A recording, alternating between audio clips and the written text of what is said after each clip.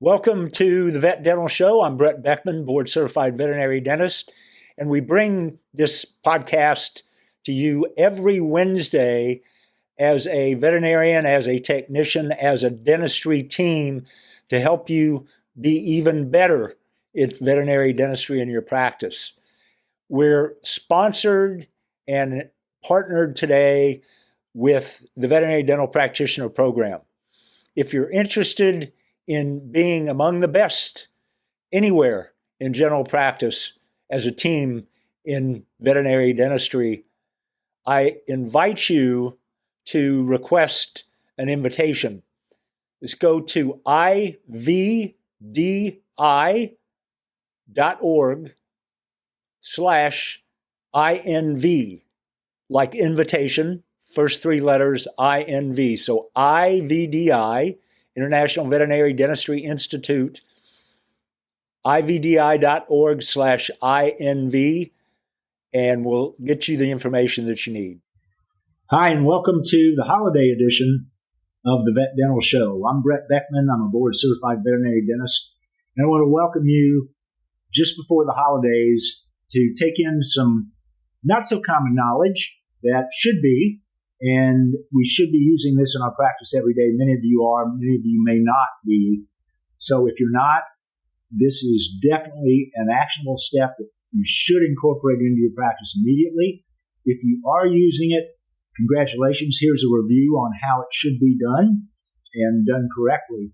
And once we get done with this episode, we will post a live version of what I'm going to describe here in the Facebook page. It was taken live from our live course and video there in the live course. So you'll have a video on exactly how to do this procedure, and then you'll have all the adjunct slides that you can see. And I'll explain that as I go, starting right now. So imagine that you're looking at a maxillary canine tooth. You've got the tooth, you've got that big zone of attached gingiva just above the tooth, and then above that you have a line that separates that attached gingiva with the unattached gingiva, which is dorsal to it. And then at the base of that attached gingiva, close to the crown of the tooth, is your sulcus, or your periodontal pocket, or your normal pocket, or your periodontal pocket if it's abnormal.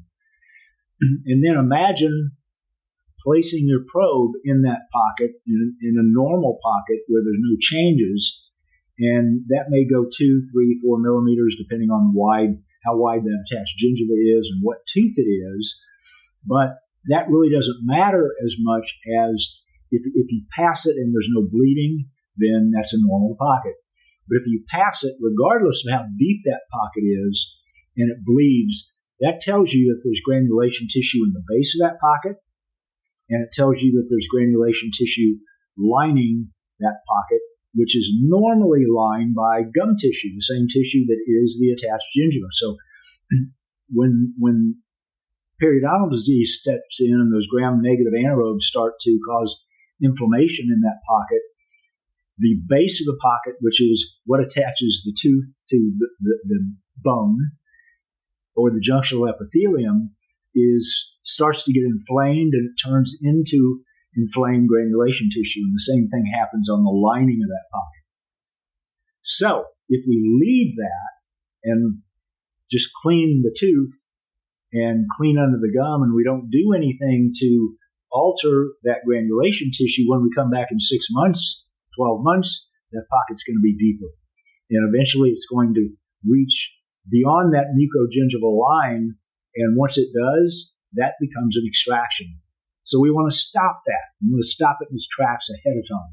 And we have plenty of opportunity to do that in many of our patients that we see in our general practice, especially those small breed dogs, 20 pounds or less. And it gets worse as we get down in poundage, if you will, if that's a word.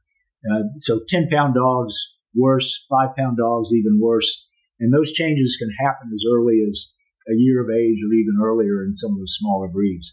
So we want to be watching for that. We want to be probing and checking pocket depths, and more specifically, not just depth, but we want to find out, is that a bleeding pocket? If it is, it's abnormal, and we need to clean it out. If we clean it out, we can expect that tissue that is in the sulcus will reattach to the bone or the gum tissue, to the bone, and that gum tissue will reestablish as epithelium, whereas now in an abnormal pocket, it's granulation tissue. The epithelium has been eroded away. So we want that reestablishment of that normal epithelium there so that it can reattach. And where we had a 5 millimeter pocket before that bled, when we come back, hopefully we'll have a 2 or 3 millimeter pocket that doesn't bleed. And that's what we're after as far as preventing the progression and actually going back to where we were previously and reestablishing that normalcy with a normal pocket that is less in depth than the abnormal pocket. So that all prevents that progression to bone loss. So in order to do that, what we need to do is use our periodontal curette. And that periodontal curette has a blade that is sharp on only one edge. And it has the mirror blade on the other end of the instrument. I know that you all have that instrument in your practice. It may be in a drawer collecting dust and hasn't been used in years, and it could be where it's as dull as a butter knife. And that's not too uncommon based on the input we get from our live courses, that they have those, but they don't use them, or they don't know how to use them. They don't know the effect of the end use of that and how effective that is at preventing the progression of periodontal disease. So if you have that, get it out of that drawer. If you're not using it, get a dental hygienist that knows how to sharpen instruments to sharpen that, and then hopefully that hygienist can show your staff how to sharpen that instrument and other instruments correctly and get started on the right track. And this is an action step for this week. Get that instrument, find it, and get it sharpened so that you can start using it and preventing the progression on these patients rather than getting them back and having to extract teeth 6 months, 12 months, 2 years later that could have been prevented with just that one little hand instrument. So the way to determine which edge of each side of that instrument is the correct edge, you just hold that instrument vertically with the toe of that instrument facing you. And you'll notice that there's an angle to that blade. And that angle is either going to be to the left, where it's lower on the left, or it's going to be to the right, where it's lower on the right. Whichever side that is that's lower, that's the cutting edge for that side of that instrument. The opposite is true if you flip that instrument around, the opposite is true for the other cutting edge of that instrument. So I'm going to post this in Facebook so you guys can see exactly what I'm talking about. Many of you can visualize that. Many of you know and are familiar with that instrument, so you know that there is only one side that cuts, and it's always the lower side as you look at the toe. That's the side that you want to put on the root when you're cleaning the root adjacent to that granulation tissue, and that is the side that you want to use against the granulation tissue in the pocket at the base, and also to scrape the lining of that pocket to free it of that granulation tissue and expose the connective tissue underneath so that connective tissue can reattach.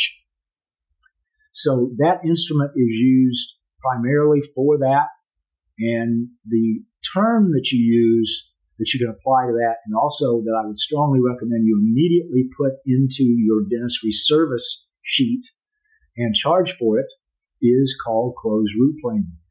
And so with closed root planing, what we're doing is we're root planing by scraping the diseased cementum or the calculus or debris, plaque, whatever's in that sulcus adjacent to the tooth. We're scraping that out with the sharp edge against the tooth side, and then we're using the sharp edge against the tissue, which is called subgingival curettage.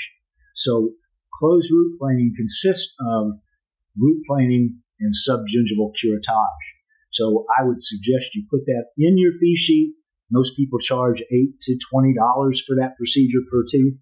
And once you're done with cleaning that out, which again, we'll have a video on the Facebook page at Vet Dental Show. You can search that on Facebook. In Facebook, just search Vet Dental Show, and we'll come up. You can also go to facebook.com/vet-dental-show, but it's probably going to be easier just to search. Once you get there, subscribe, and you'll be able to see that video and see that live recording that we did at one of the wet labs that really show this really well. So that alone will provide a tremendous increase in the quality of your dentistry service. It'll definitely pay for itself very quickly with charging for those procedures, and it'll benefit the patient tremendously going forward. So take those with you. Use those as our holiday gift. Incorporate them into your practice, and that gift is for your patients and for your clients.